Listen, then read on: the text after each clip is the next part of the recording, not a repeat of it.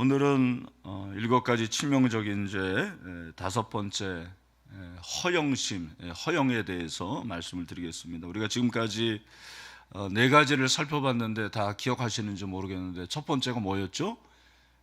시기, 그 다음에 두 번째는 분노, 그리고 세 번째 정욕, 네 번째 나태, 그리고 오늘 이제 다섯 번째 허영심에 대해서 살펴보도록 하겠습니다.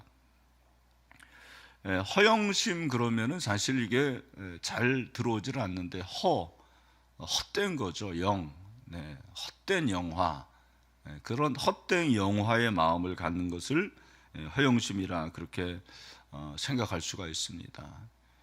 성경에 헛되다라는 말을 제일 자주 사용한 사람은 솔로몬인데, 헛되고 헛되며 헛되고 했더니 모든 것이 헛되도다. 헛된 게 뭐냐? 마치 수증기와 같다라는 거죠. 입김과 같다.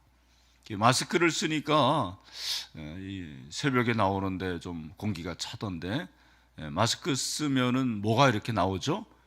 입김이 나오죠. 입김이 나와서 이렇게 안경도 흐리게 하고 그러던데, 여러분 어제 여러분들이 혹시 입김이 나왔으면 그 입김 다 어디 있죠?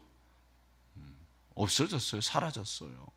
마찬가지로 허영심이라는 것은 헛되고 텅 비다, 그런 의미가 있어요. 헛되고 텅 빈 것.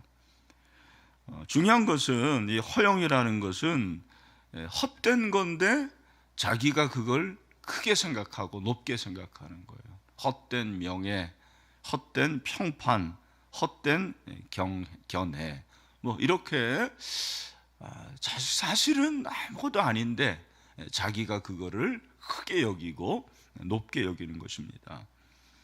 성경에 허영이라는 말이 나올까요? 안 나올까요? 나오죠. 빌립보서 2장 3절에 보니까 뭐라고 그랬습니까? 같이 한번 읽어보도록 하겠습니다. 시작. 아무 일에든지 다툼이나 허영으로 하지 말고 오직 겸손한 마음으로 각각 자기보다 남을 낮게 여기고. 아멘. 여기 보니까 아무 일에든지 다툼이나 허영으로 하지 말고, 이렇게 잘 다투는 사람들은 허영심이 많은 거예요. 내가 교회 생활을 하는데 나는 이상하게 다른 사람하고 잘 다툰다, 그런 사람들은 허영심이 많은 거예요. 그리고 허영심이 많은 사람들은 교만하다, 그렇게 생각하시면 됩니다. 이게 다 같은 맥락입니다. 허영심의 핵심이 헛된 것인데, 오늘날로 말하면은 저는 관종인 것 같아요. 관종. 여러분, 관종이 뭐죠? 관심 받고 싶은 종자, 관종이잖아요. 그래서 요즘에 관심 받고 싶어 하는 사람들이 참 많습니다. 이게 여러 사람에게 나타나는데 주로 남성들에게 나타날 때는 인정받고 싶은 마음. 제가 늘 얘기하죠. 우리 자매들 기억하세요. 남편은 인정에 목말라 하는, 인정을 받고 싶어서 환장해하는 사람이다, 그렇게 생각하시면 돼요. 누가 인정해 줘야 될까요? 가족이 인정해 줘야 돼요. 여러분, 만약에 가정에서 인정을 못 받으면 그게 헛된 게 돼가지고 마음이 허해가지고 어디를 가도 이게 참 어려운 거예요. 그래서 아내가 남편을 인정해 주고 자녀가 아빠를 인정해 주고, 여러분 인정해 주시길 바랍니다. 네, 인정해 줘야 돼요. 그리고 이 허영이라는 것이 누구에게나 있는데 자랑하고 싶은 마음이 있는 거예요. 자랑하고 싶은 마음. 우리 자매들을 이제 만나면 막 자랑을 하잖아요. 이 자랑하고 싶은 마음, 자매들뿐만 아니라 요즘에는 우리가 나이가 드신 우리 할아버지 할머니들 손주 자랑을 그렇게 하시더라고요. 그래서 어떤 모임에서는 손주 자랑하려고 그러면 돈 내고 해라, 그렇게 얘기한다고 그러던데, 그렇게 자랑하고 싶은 마음이 있는 거죠. 여러분, 우리가 사실 허영심이 없다고 말할 수는 없죠. 누구에게나 다 허영심이 있는데 우리가 이 허영심을 이겨야 됩니다. 세상에서는 이게 문제가 안 될지 모르지만 하나님께서는 이것을 싫어하시는 거. 그래서 전통적으로 치명적인 죄 7가지에 꼭 들어가는 것 중에 하나가 허영심입니다. 오늘 본문을 보면 허영심을 버린 사람이 나오는데 누굽니까?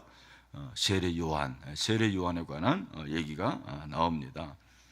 여러분, 세례 요한이라는 사람이 어떤 사람이냐? 세례 요한에 대해서 단적으로 말하는 것이 4절인데 4절 말씀 같이 한번 읽어보겠습니다. 시작.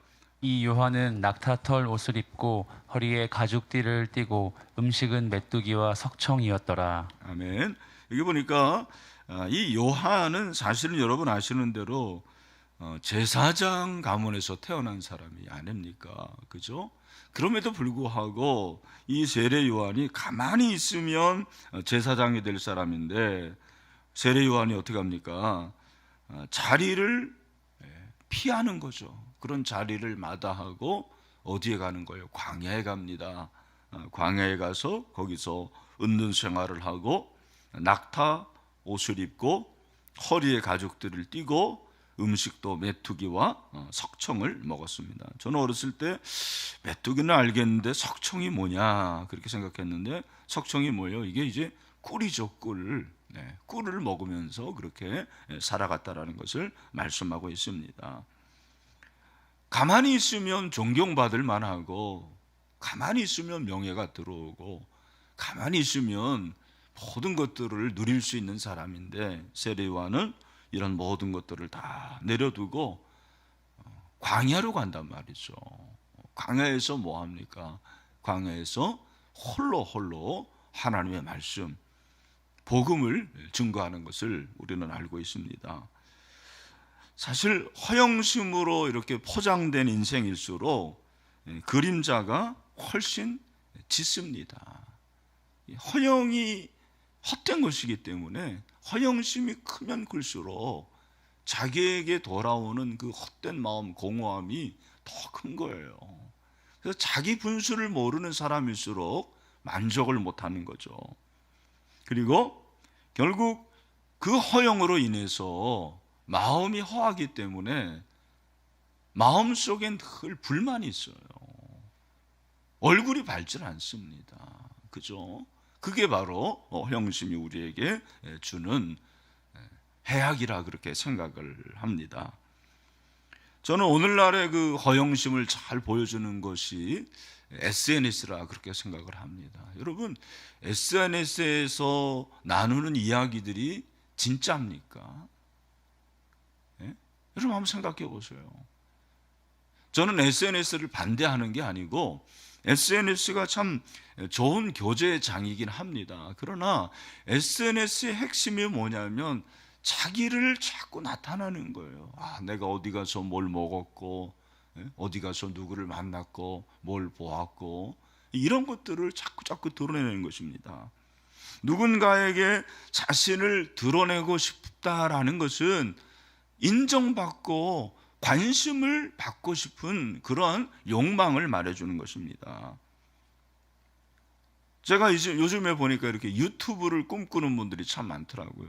뭐 저에게도 유튜브를 하면 좋겠다고 하는 분들이 있는데, 저는 노라고 합니다. 나는 뭐 그렇게 말 잘하는 사람도 아니고 뭔가 뭐 엄청나게 영향을 끼칠 사람도 아닌 것 같아요.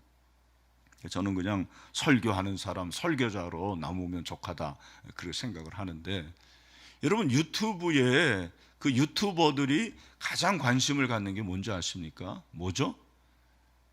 조회수죠. 구독자 수입니다. 그 숫자에 목을 매는 거예요. 여러분, 우리가 숫자에 관심을 가지고 그리고 평판에 관심을 갖기 시작하면 마음이 편하질 않아요. 불편합니다.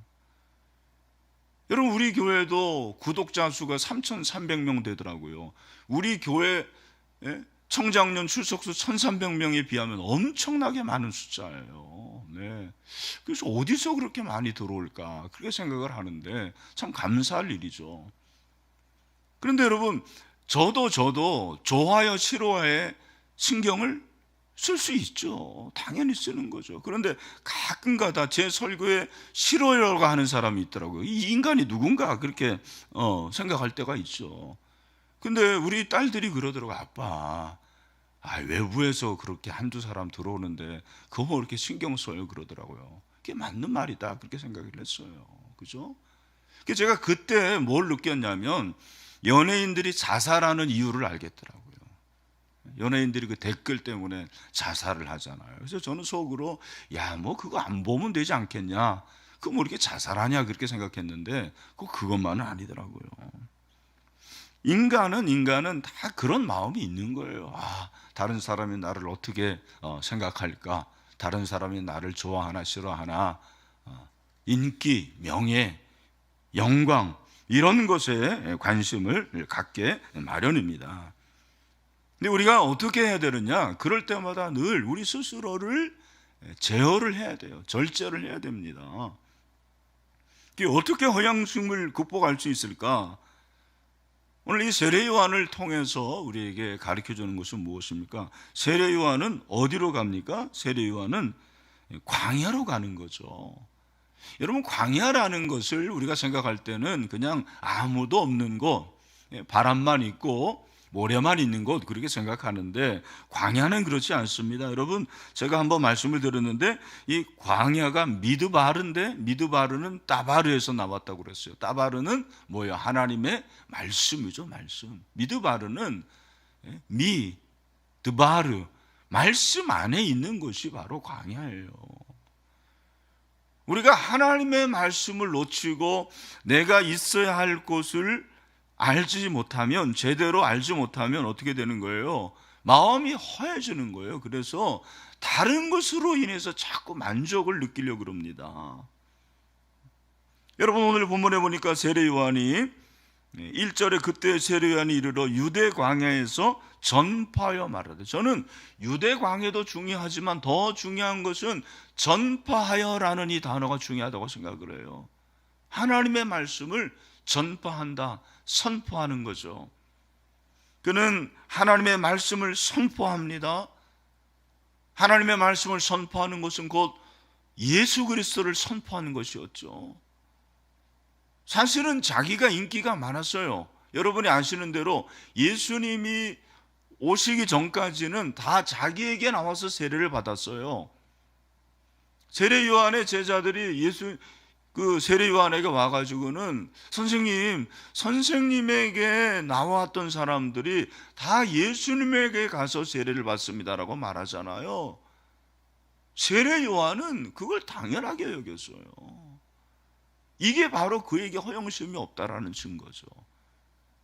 유대 광야보다 더 중요한 것이 무엇입니까? 그가 자기가 있어야 할 곳에 있었다라는 거예요. 여러분, 자기가 있어야 할 곳에 있는 게 가장 중요한 거예요.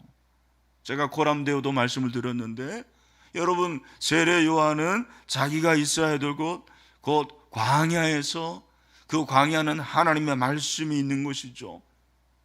그곳에서 예수 그리스도를 전파하고 예수 그리스도를 높이고 예수 그리스도를 증거하는 그런 삶을 살았습니다.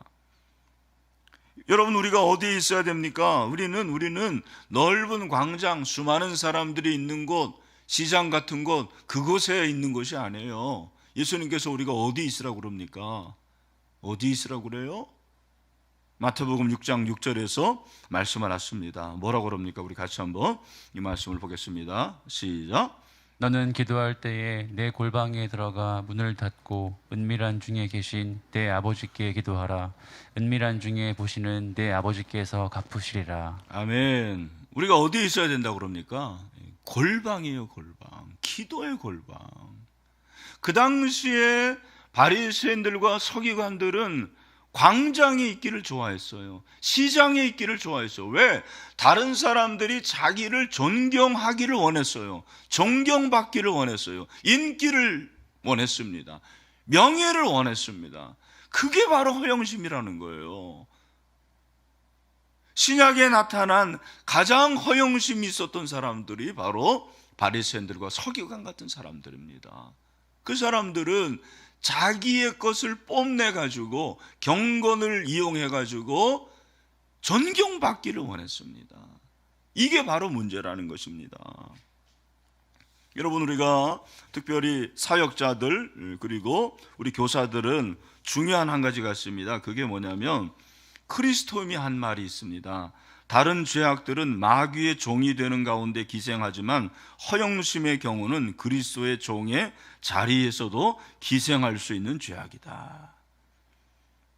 그러니까 설교를 통해서 허영심을 갖는 거예요. 아, 내가 설교를 잘하지, 내가 인기가 있지, 그렇게 생각하는 거예요.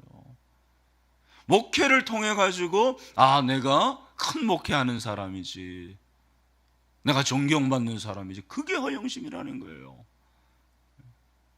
우리 목자들도 마찬가지입니다. 그죠? 더 이게 무서운 것입니다. 교사들도 하나님의 말씀을 증거하고 영혼을 돌보는 데 관심 있는 것이 아니고 다른 것에 있다면 그게 오히려 그 영적인 것에 기생하는 허영심이에요. 그것이 오히려 우리에게 문제가 된다는 것이죠. 예수님께서는 그리스도인들이 골방에 들어가서 문을 닫으래요. 여러분, 골방에 들어가기만 하면 됐지 왜 문까지 닫습니까? 그만큼 모든 것들을 차단하고 하나님과의 관계에서 하나님만 바라보라는 것입니다. 여러분, 왜 세례 요한이라고 해서 인기에 대한 욕망이 없었겠습니까? 그도 자신의 이름을 내고 싶은 마음이 있었겠죠. 공명심이라는 것이 있었을 것입니다. 그도 존경받고 싶어하는 마음이 있었을 거예요. 그러나 그는 자기가 있어야 될 자리를 알았습니다. 나는 광야에 있어야 된다. 저 여러분도 마찬가지죠. 내가 있어야 될 자리를 알아야 돼요. 목사는 기도의 자리에 있어야 되는 거죠. 말씀 앞에 바로 서야 되는 거죠. 여러분도 마찬가지입니다. 자녀는 자녀로서의 자리, 부모는 부모의 자리가 있어요. 평신도는 평신도의 자리가 있는 거죠. 그 자리에서 하나님의 말씀 앞에 바로 서야 되는 거죠. 오늘 본문이 가르쳐주는 게 그거예요. 광야에 있는 것도 중요하지만 하나님의 말씀을 증거한 것처럼 우리가 말씀 앞에 쓸 때 허영심을 이기고 분투하는 영성을 가질 수 있다는 것입니다. 제가 코로나 가운데서 뭐를 많이 하라고 그랬습니까? 찬양과 축복을 많이 하라고 그랬는데, 저도 요즘에 제 아내하고 이렇게 저녁에 안양천을 걸으면서 찬양을 듣는데 너무 좋아요. 진짜 천국 같아요, 천국. 요즘에 제 마음에 와닿은 찬양이 말씀 앞에서라는 찬양이에요. 우리가 이제 부를 텐데 나중에 말씀 앞에서 경외함으로 주께 홀로 섭니다. 생명의 말씀 읽고 순종해 주를 예배합니다. 기록된 말씀 힘이 있어서 진리로 우리를 거룩해 하며 거룩한 말씀 세세 영혼이 복음이 되어 말씀하시니 하나님 말씀에 두려워 떠는 자, 그 말씀에 생명을 거는 자 한 사람 찾으시는 주님의 약속을 믿어 하나님 말씀에 운명을 거는 자, 순종하며 주 따라가는 자, 영원한 하나님 나라 이뤄갈 주의 교회여 일어나라. 늘 우리가 말씀 앞에 쓸 때 허영심을 이길 수가 있어요. 정욕을 이길 수가 있는 거죠. 분노를 이길 수 있는 것이 내가 있어야 될 자리, 말씀 앞에 쓰는 거죠. 그 자리에 있을 때 가장 안전한 자리예요. 기도의 골방에 있을 때 우리는 허영심을 이길 수가 있는 거죠. 그렇게 하나님의 말씀 앞에서, 그리고 기도의 골방에서 허영심과 분투에서 승리할 수 있는 저와 여러분이 다 될 수 있게 되기를 주님의 이름으로 축원합니다. 또 한 가지는 어떻게 돼야 됩니까? 나를 낮추고 예수님을 높여야 돼요. 세례 요한을 통해서 우리에게 배우는 것이 그거죠. 우리가 잘 아는 말씀 요한복음 3장 30절에서 세례 요한이 뭐라고 그럽니까? 우리 같이 한번 읽겠습니다. 시작. 그는 흥하여야 하겠고 나는 쇠하여야 하리라 하니라. 아멘. 놀라운 고백. 그 당시에 여러분, 우리가 지금 생각하면 뭐 세례 요한과 예수님은 급이 다르죠. 그러나 사실 그 당시에는 누가 더 인기가 많았어요? 세례 요한이 더 인기가 많았습니다. 그런 면에서 여러분, 세례 요한이 얼마든지 자기를 높일 수가 있었습니다. 그러나 세례 요한은 거꾸로 합니다. 우리가 잘 아는 대로 그는 누구예요? 예수님은 흥하여야겠다. 이 흥한다라는 게 무슨 말이에요? 흥하는 게 흥입니까? 여러분, 여기서 흥한다라는 건 뭐냐면 원어로 보면은 이게 더 늘어난다 그 말이에요. 그러니까 그 당시에 그 컨텍스트로 보면은 자기에게 오던 사람들이 예수님에 가니까 예수님에게는 더 많은 사람들이 늘어나는 거예요. 근데 그걸 보고 오히려 예수님은 더 흥해야 되겠다. 그 말은 예수님에게 사람들이 더 많이 가야 돼. 그렇게 얘기하는 거예요. 나는 쉬어야 되겠다. 나는 줄어들어야 된다. 내게 오는 사람들은 줄어들어야 된다. 구속자적으로 말하면 이것처럼 정확한 해석이 없어요. 나는 세상 죄를 지고 가는 하나님의 어린 양 앞에서 온 그저 그냥 소리에 불과하다. 광야에 외치는 소리다. 그렇죠. 인류가 예수님에게 가야 되잖아요. 예수님에게 가서 예수님이 구원을 해야죠. 자기 세례 요한은 구원을 못해요. 그러니까 나는 더 쉬어야 되겠다. 내게 오는 사람은 자꾸 줄어들어야 돼. 그리고 예수님에게 더 많이 가야 돼. 이게 바로 흥해야 된다라는 거예요. 저는 세례 요한이 참 놀라운 식견을 가지고 있다고 생각을 해요. 그래서 이 세례 요한은 임박한 진노를 선포합니다. 바리새인과 서기관들에 대해서 임박한 심판을 선포하는 거죠. 여러분 그 7절에 보니까 뭐라고 그랬습니까? 요한이 많은 바리새인들과 사두개인들이 세례 베푸는 대로 오는 것을 보고 이르되 독사의 자식들아 누가 너희를 가르쳐 임박한 진노를 피하라더냐.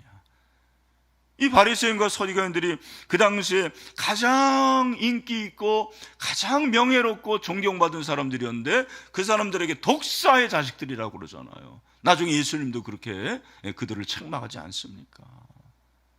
이 세례 요한이 얼마나 정확한 영적인 통찰력을 가지고 있는지 모릅니다. 그러니까 그는 허영심을 버리고 예수님은 더 흥해야 되겠고 나는 쉬어야리라 그렇게 얘기하지 않습니까? 여러분 결국 이렇게 허영심을 버리니까 하나님이 그를 영화롭게 하세요. 참 이게 놀라운 거예요. 내가 나를 영화롭게 하려고 그러면 안 됩니다. 내가 나를 더 포장하면 그 포장은 언젠가는 없어지는 거예요. 포장은 그건 헛거예요. 실제가 아닙니다. 포장지가 중요한 게 아니고 그 안에 있는 내용물이 중요한 거 아닙니까? 우리는 포장지를 중요하게 여기는 게 아니에요. 실력이 있으면 돼요. 내면에 뭔가가 있으면 되는 거죠. 그래서 말라기에 보면 세례 요한을 통해서 한 말씀이 성취가 된다라는 것을 성경이 말해주는 거죠. 예언을 하죠. 말라기서 4장 5절 6절 말씀 같이 한번 듣겠습니다. 시작. 보라 여호와의 크고 두려운 날이 이르기 전에 내가 선지자 엘리야를 너희에게 보내리니 그가 아버지의 마음을 자녀에게로 돌이키게 하고 자녀들의 마음을 그들의 아버지에게로 돌이키게 하리라. 돌이키지 아니하면 두렵건대 내가 와서 저주로 그 땅을 칠까 하노라 하시니라. 아멘. 여기 선지자 엘리야가 결국 세례 요한을 말하는 거죠. 예수님에 대한 세례 요한의 선포가 그대로 이루어져요. 그대로 이루어집니다. 결국 세례 요한은 예수님을 전했어요. 예수님을 높였습니다. 예수님을 나타냈습니다. 예수님을 가장 영화롭게 했습니다. 오늘 사랑하는 우리 신일의 성도 여러분, 저와 여러분이 나를 나타내는 것이 아니고 예수님을 나타냈으면 좋겠어요. 나를 높이는 게 아니고 예수님을 높여야 돼요. 그죠?